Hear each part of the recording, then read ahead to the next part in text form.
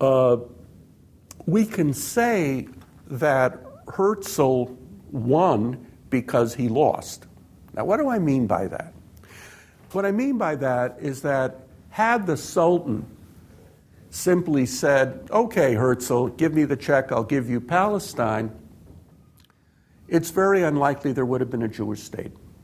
The Jews were not ready. But because Herzl's immediate hopes failed, the movement that he left behind was given the time to argue, to try different roads, to revive the Hebrew language, to build the kibbutzim, to build Tel Aviv, to develop different strands of Zionism, revisionism, religious Zionism, labor Zionism. The Zionist movement had a chance to start building what was called in Hebrew a Medina Baderech, a state on the way. And this became a major achievement of the Zionist movement. As I said, Herzl left something after him. And that something was a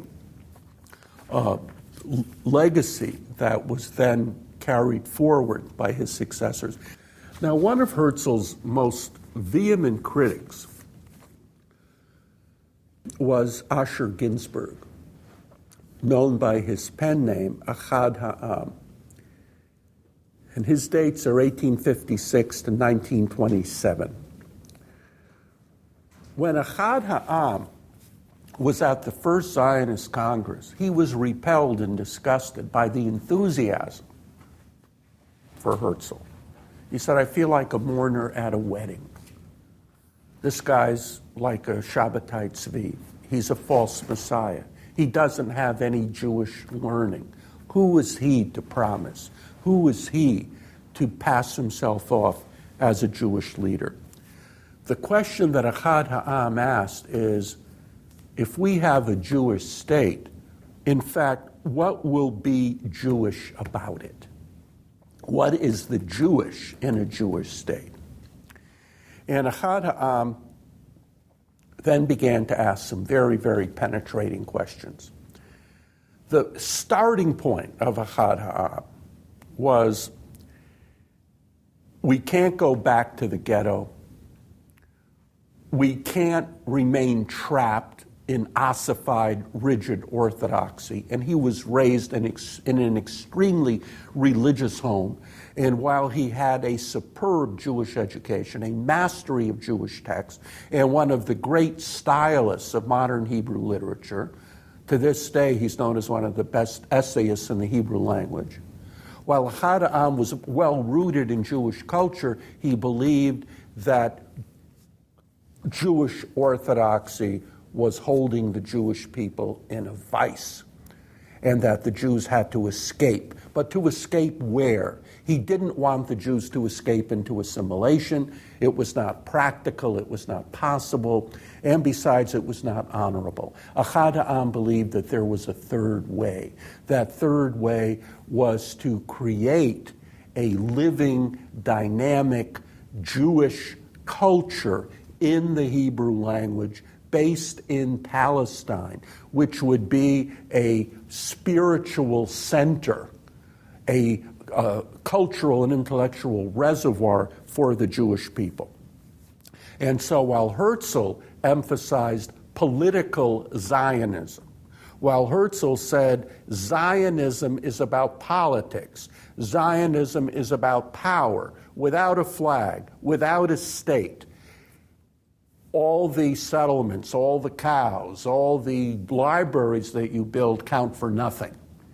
Politics is where it's at. Achad Ha'am said, no, it's not politics, it's culture. And so you had political Zionism versus cultural Zionism. Now, you could then go on and look at some of the aspects of Achad Ha'am's emerging critique of Herzl and his emerging critique of political Zionism.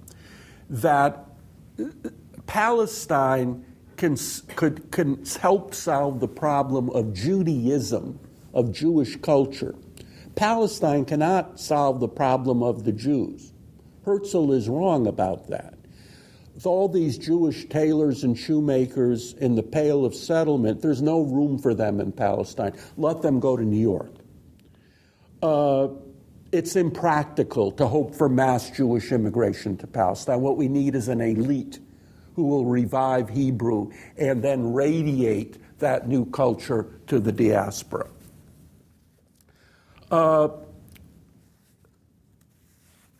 Another problem with Herzl, Ahad Ha'am emphasized, was that Herzl totally misjudged the Arab question. The Arabs are not going to welcome the Jews as long-lost cousins.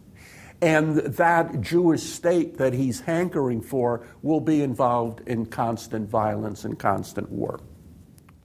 Another issue was that Palestine is in such a strategically vital part of the world that the great powers would never really let it alone.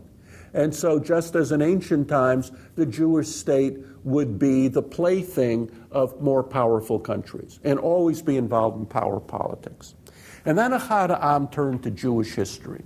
He said that after the temple fell, the second temple fell, there were those like the Sadducees who despaired. We've lost our temple, we've lost our political identity, there's no future for us. There's no future for the Jewish people. But the legend of Yochanan ben Zakkai, who left besieged Jerusalem and founded the yeshiva at Yavne, that legend symbolized the determination of the Jewish people to survive without a physical state. And it was that determination to maintain a religious culture based on texts with the developing Talmud as a portable homeland which saved the Jewish people. Therefore, on one level, the Yochanan ben Zakkai was absolutely correct. You didn't need a state to have a Jewish people. The problem that Ahad Ha'am said is that that religious culture, which had protected the people for so long, had now ceased to protect the Jews and had become a problem rather than a resource. So what was the solution? As I said, a Hebrew culture in Palestine. But the problem was, what kind of a Hebrew culture? If you asked Ahad Ha'am, do you believe in Mount Sinai? Do you believe that Moses literally got the Torah? Ahad Ha'am says, it doesn't matter if I believe it or not. What's important is what the Jewish people thought about Moses. What's important is the cultural memory of Moses. What's important is the writings of the prophets and the Bible. So he believed that you could have a specific Jewish culture based on Jewish values without necessarily believing in God.